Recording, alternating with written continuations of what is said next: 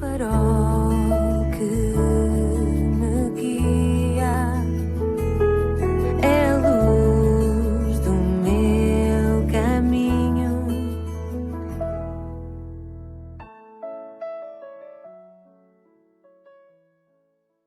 Sou o Carlos Oliveira e quero dar as boas-vindas ao programa Pedindo Luz na sua 122ª edição. O tema hoje é loucos.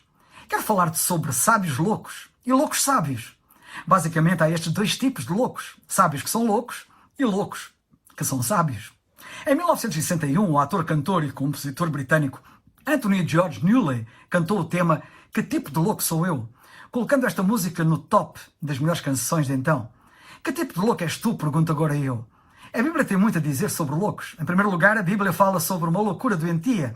A loucura dos loucos que pensam que são sábios. Diz a Bíblia na carta aos Coríntios: onde está o sábio? Porventura não tornou Deus louco a sabedoria deste mundo?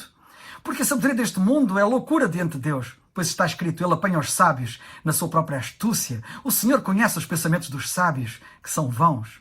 Portanto, cuidado com o que a Bíblia chama de sabedoria deste mundo, a sabedoria das pessoas em geral, que pensam que sabem, mas têm uma sabedoria oca, vã, louca. Mas sobre esta loucura, a Bíblia diz mais no livro de Provérbios. Os tolos morrem por falta de entendimento. Os loucos desprezam a sabedoria. O famoso homem espetáculo do entretenimento americano, Phineas Taylor Barnum, disse um dia: o povo americano quer ser enganado e eu estou aqui para enganá-los. E disse mais: nasce um louco, um tolo a cada minuto. Infelizmente não é só o povo americano que está a ser enganado e não é só na América que nasce um tolo a cada minuto. A Bíblia diz que quem não conhece o Senhor Jesus Cristo como seu verdadeiro Salvador anda segundo o curso deste mundo, segundo o príncipe das potestades do ar, do espírito que agora opera nos filhos da desobediência, lemos em Efésios. Ou seja, anda segundo Satanás. As pessoas não têm consciência, mas é esta a realidade. Estão a ser enganadas pelo diabo, o grande enganador, o pai da mentira. E por isso as pessoas, em geral, estão no estado em que estão, num estado de enorme loucura travestida de sabedoria. Estes loucos são fantoches, joguetes, autênticos pós-mandados, realmente marionetes nas mãos de Satanás. Mas a Bíblia fala, em segundo lugar, noutro tipo de louco, com um significado moral muito importante que esta palavra contém. Nos textos bíblicos anteriores, o louco é uma pessoa irrefletida, impensada, descuidada, sem verdadeiro entendimento. Mas há textos bíblicos em que a palavra louco é usada para as pessoas que se converteram ao Senhor Jesus Cristo num verdadeiro ato de inteligência e de sabedoria e são gozadas depois pelas demais pessoas que as consideram tolas, ridículas, loucas. Esta loucura é sadia. Esta loucura é a sabedoria dos verdadeiramente sábios, que são considerados, infelizmente, loucos pelos demais. A Bíblia diz na carta aos Coríntios: visto como na sabedoria de Deus o mundo não conheceu a Deus pela sua sabedoria, aprova Deus salvar os crentes pela loucura da pregação. Mas nós pregamos a Cristo crucificado, que é loucura. Pregamos a Cristo, sabedoria de Deus, porque a loucura de Deus é mais sábia do que os homens. Deus escolheu as coisas loucas deste mundo para confundir as sábias. E o apóstolo Paulo disse, mais adiante: nós somos loucos por amor de Cristo. E disse ainda: ninguém se engana a si mesmo. Se alguém de entre vós se tem por sábio neste mundo, faça-se louco para ser sábio. Portanto, existem supostos sábios que são realmente loucos e supostos loucos que são realmente sábios. O que és tu? Quero que saibas o que Deus diz sobre os que pensam que são sábios, mas são loucos, e reflitas seriamente sobre o assunto. Em primeiro lugar, ao louco que se diz ateu. É repetido 2 vezes nos Salmos isto: disse-o louco no seu coração, não há Deus. Mas em hebraico o que ele disse é mais explícito: não há Deus para mim. Ele está a dizer que não há Deus para si. É esta a realidade dos ateus. Não que Deus não exista, mas que Deus não existe para eles. Depois há ainda o ateu prático. Muitas pessoas não são realmente ateias, mas são ateus práticos, pois vivem como ateus. Se tu professas crer em Deus, mas não vives como tal, vives como se Deus não existisse. Portanto, num certo sentido, também és ateu. Porventura estarão nesta condição alguns dos que me ouvem. Creem intelectualmente, até podem ir a uma igreja, mas vivem como se Deus não existisse. Portanto, num certo sentido, são ateus e são loucos. Depois a Bíblia fala sobre o tolo zombador.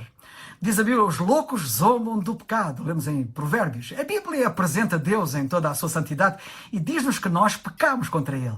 Nós quebramos as suas leis e estamos sob a sentença de morte.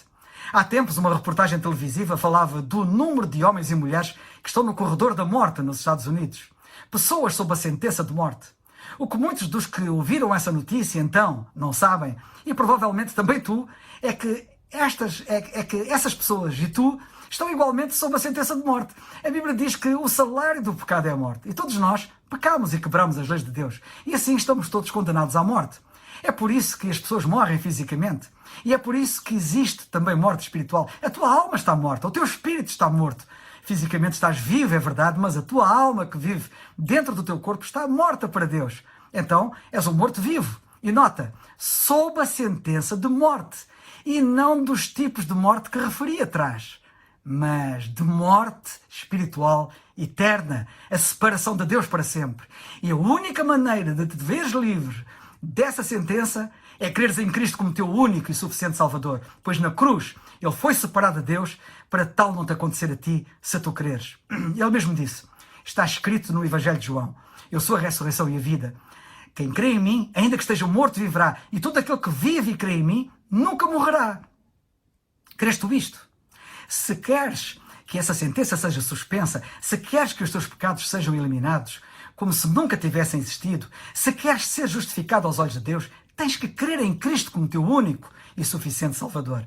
Mas há muitas pessoas que zombam dos pecados, do pecado, e até fazem piadas com o pecado. Zombam daquilo que os irá condenar, se entretanto não crerem. Fazem piadas com o sexo criado por Deus, o casamento, a ética, a moral, a justiça social, enfim, com tudo e mais alguma coisa. E riem, esquecendo-se que tal riso um dia se poderá converter em pranto, se entretanto não crerem. A Bíblia diz, sabei que o vosso pecado vos há de achar.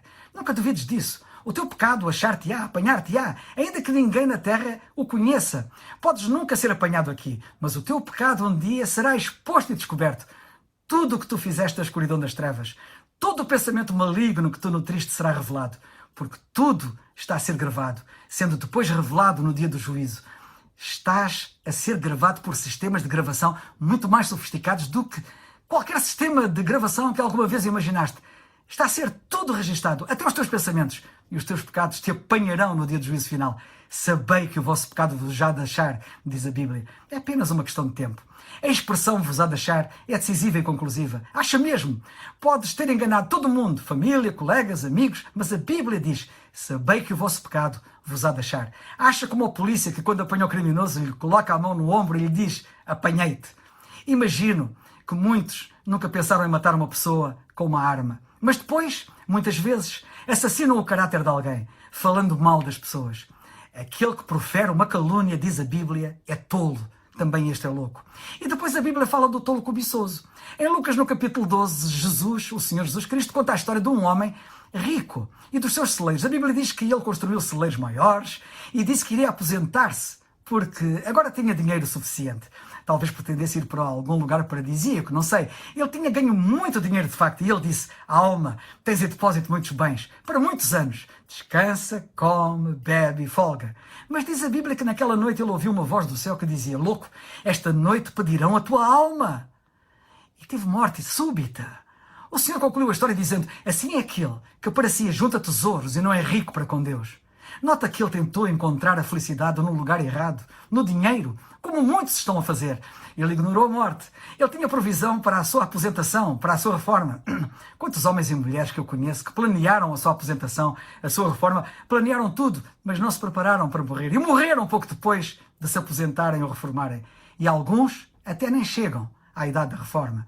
É melhor certificar-te de que estás preparado para te encontrares com o teu Deus. Se não estás preocupado com o ajuntar tesouros no céu, onde nem a traça nem a ferrugem consomem e onde os ladrões não minam nem roubam, como diz a Bíblia, então és um tolo, diz a palavra de Deus. Se perguntares a este homem qual é o seu nome, ele dir-te-á, o meu nome é milionário ricaço Epsilon Cifrão, empresário de sucesso. Sou tão famoso que o meu nome está permanentemente nos jornais. Porém, se perguntares a Deus qual o nome dele, a resposta não se fará esperar. Louco. Louco é o seu nome. O verdadeiro nome dele é esse. Estarás tu na mesma condição? Podes não ser rico no sentido em que este homem era rico, mas todos aqui em Portugal são ricos em comparação com muitas pessoas em muitas partes do mundo. Como te chamas tu? Será esse o teu nome? Ou o teu nome é louco? Não queres que Deus te dê um novo nome, como diz a Bíblia? A Bíblia diz, como caem na desolação quase num momento.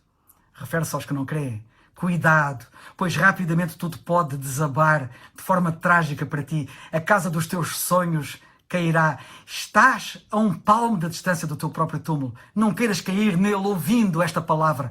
Louco. Agora, sabe que a Bíblia diz que a pregação da cruz é loucura para os que perecem, mas para nós que somos salvos é o poder de Deus. E é isto que eu te estou a pregar, para que tu te convertas. Vais continuar a ser um sábio que é louco aos olhos de Deus, ou vais tornar-te no outro tipo de louco, no que é louco aos olhos do mundo, mas que é sábio aos olhos divinos? Dói-me a alma ver tanto louco que pensa ser sábio. Ah, se eu pudesse despertar as pessoas que rumam para o abismo, porém sei que só o Espírito de Deus os poderá convencer, e eu oro para que Ele levante a névoa que turva a sua vista. A Bíblia diz que a salvação é do Senhor, e eu oro para que Ele te salve, como Ele me salvou a mim. Se desejas real sabedoria, toma o teu lugar identificando com o Senhor Jesus Cristo na cruz. Na cruz Ele ganhou para ti a justiça e a santidade que tu precisas para entrar no céu. Mas tens de crer. Agora, porque criei, quando Deus olha para mim, Ele não vê o Carlos Oliveira, o pecador, mas vê em mim o Senhor Jesus Cristo, o Salvador. E por isso posso entrar no céu quando partir deste mundo. Porque criei, as gravações desde o momento em que nasci até à hora da minha morte são eliminadas. Porque se um pecado permanecesse naquelas gravações, eu nunca entraria no céu. Ele também te está a oferecer a mesma salvação, a mesma justiça, a mesma santidade, se tu creres. Não tens que pagar nada por isso, mas tens que crer. Tu podes ser um membro de igreja, podes ser católico, mórmon, judeu, protestante, islâmico, hindu, seja lá o que for. Porém, se tu não creres realmente em Cristo como teu único e suficiente Salvador, estás perdido e para sempre. Eu não te estou a pedir para que te unas a uma igreja. Estou a pedir-te que te certifiques que crês realmente e verdadeiramente em Cristo como teu único e suficiente Salvador. Confia nele para a tua salvação. Sou louco?